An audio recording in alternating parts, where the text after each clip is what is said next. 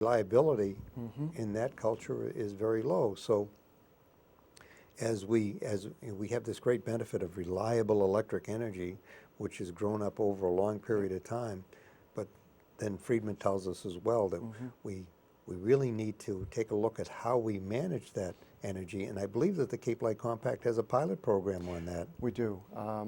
Just 100 participants, and we had an overwhelming response, and thanks to everybody that did sign up. But those 100 participants will be actually just starting this week. We're installing the smart home energy monitors. Smart home. Now, what do these folks have to have in order to participate?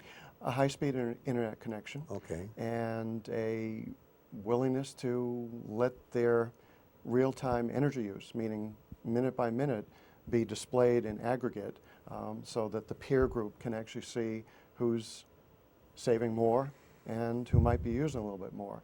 The goal we have is, because it's a pilot, is to learn can behavior change occur when people are given the data right on their screens, right on the web page. They'll have what's called a dashboard, and they'll be able to see energy use going up and down. And we've had some people concerned about, now, how much are you going to see of my information? And it's really how much they want to disclose, but it is visible information. Actually, that was one of the problems in aggregating commercial properties, because if I knew how much energy you were using and I was competing against you, I'd know what your costs were. Yeah. So that, that's a legitimate concern. But a good thing is, and we have had 5 people on beta test of this. One of them is John Burns in our office. Oh, sure. And John runs our commercial programs. He actually, by seeing the smart energy monitor, was able to find out that his refrigerator wasn't working properly. It was running longer than it should have. Really? Because he could see the use come up, and he basically investigated what the source was. So, we've got great programs. What was causing the problem? He defrosted his fridge, and he's kind of continues to monitor, but it might actually be close to the end of its useful life. Okay, so he doesn't have one of those like the Energy Star refrigerators like I have. It's an old model, but he's pretty frugal too, so he wants to get the most mileage he can. He's from New Hampshire, I think. Yeah. But the unit, the smart energy monitor, really gives you a sense of what drives your electric use, literally second by second. And by us rolling this out, we'll be able to see if people on their own can take actions to make changes, and it may be significant. We've had such great interest. Well, I'm sure that there is, and one of the differences between a lot of the energy conservation programs has been that back in the day when I was directly involved in products that were associated with it, there were always commercial products where you could manage your demand and manage your usage large scale, on a large scale. And the fact that we're now, because of technology, able to get it to, say, to residential consumers is very important. And by the way, reinforcement is the key to the change of behavior, because if you've ever been involved in, behavior modification I did that for a period of time with animals.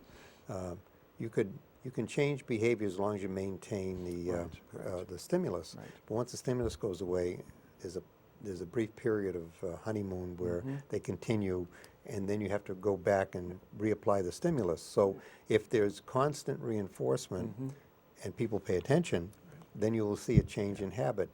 And if it goes on long enough, then there won't be a revision or a return to habitual behavior. We're in a strange culture. Once we figure out what the cost of it is and it stabilizes, we usually don't pay a lot of attention to it. That's true, and I'd say a little different though is most of us did see the run up of oil and gasoline at the pump last year, and it's coming up again now. It's starting to come up, and I think people, different than other times of behavior modifications, remember.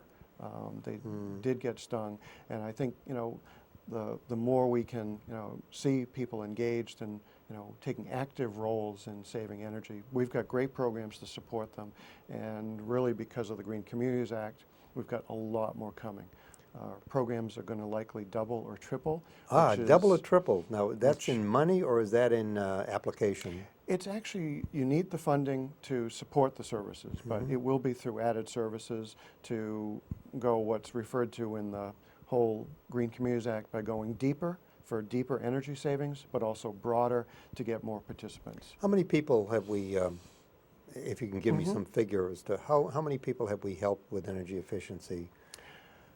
I'd say over 60 to 70,000 in the 60 to 70,000 over the last 8 years. Yes, yeah, about 10,000 people a year we Okay. touch through our programs, and that could be everything from a energy efficient light bulb all the way through to supporting the new construction of, a new large business. So Okay. it's So we're closing in on something.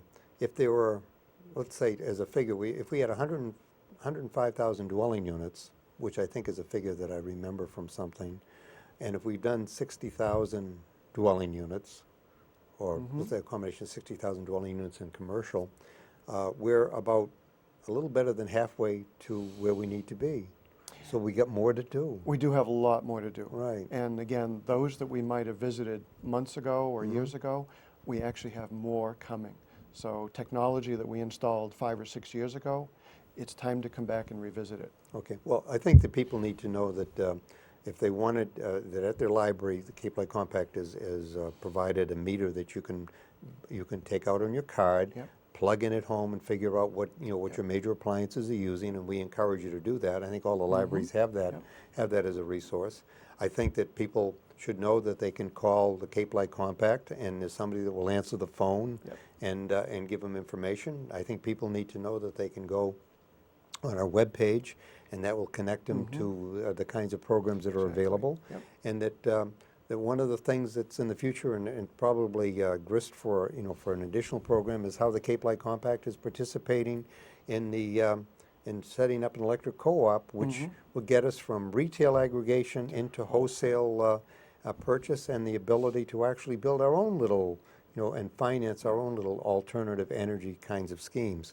Well, believe it or not, we're almost to the end of this, Kevin, and I wonder if you had any parting words of wisdom to leave to folks. I would just thank you for all you do, Bill. I mean, really, you do a great job getting the word out. And just again, encourage folks to participate in our programs. They're wonderful programs, whether you're a business or residents. Call our 800 number. It's 800-797-6699, and we're happy to serve you. Well, Kevin, thank you very much. Thanks, Bill. And folks, I want to thank you for taking the time to watch this. I hope you've learned something about energy conservation is the key to actually reducing permanently your cost of the use of energy. And I hope that you will take advantage of Kevin's offer to call the Cape Light Compact to help you with your energy conservation. I'm Bill Doherty, Barnstable County Commissioner, and you've been watching County Chatter.